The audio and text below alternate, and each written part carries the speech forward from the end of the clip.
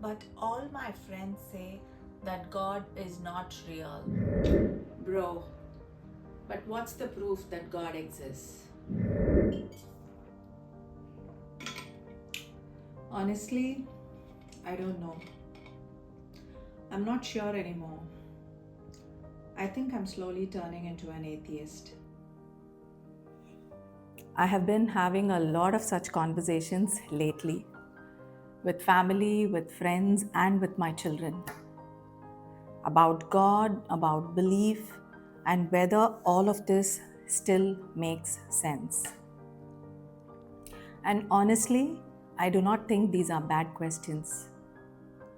They just feel very human.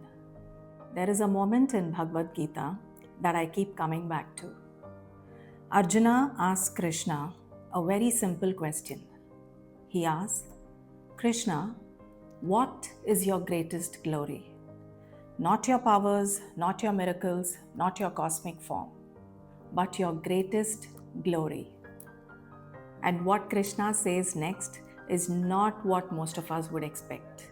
When we speak about Krishna's glories, we often think in terms of scale.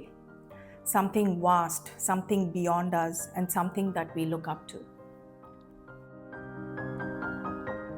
But that kind of greatness, no matter how beautiful, often feels distant.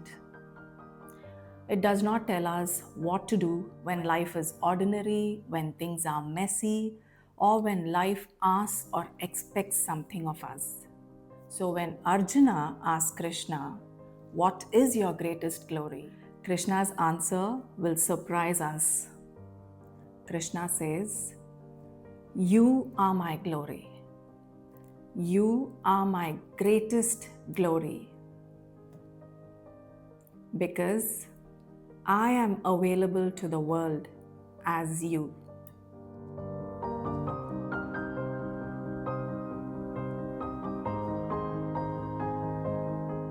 Not as spectacles, not as miracles, but as human presence. Now, this idea can get uncomfortable when we sit with it, because it suggests that divinity is no longer something that we admire from a distance. It moves right through us. And if this is true, then divinity shouldn't be waiting for the right place or the right time, right? It should show up right when we choose to pause instead of react. We choose to step forward instead of turning away.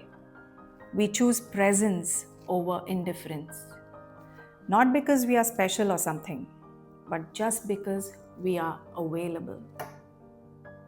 Sometimes it can be pretty simple. Let's take for example, somebody is hurt or frightened or is just standing there, unsure of what just happened. People see it, they look around, and they wait, thinking that someone more responsible, more confident, or someone more qualified might step in. Not because people do not care, but because responsibility feels unclear. Let's say one of us chooses to step in. Not to fix everything, not to be a superhero, but simply so another human being does not feel alone in that moment.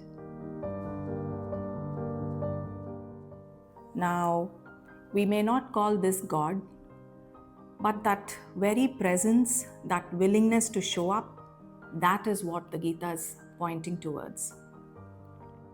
And I want to say this very clearly. This isn't something that I have figured out. It's a work in progress for me too. Some days I remember, some days I forget. But even remembering it once in a while changes how I move through the world. Seen this way, the Gita stops being a distant philosophy. It becomes a mirror.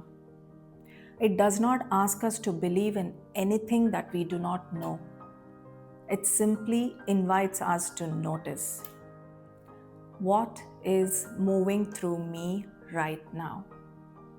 What is being expressed through my words, my actions, or my presence?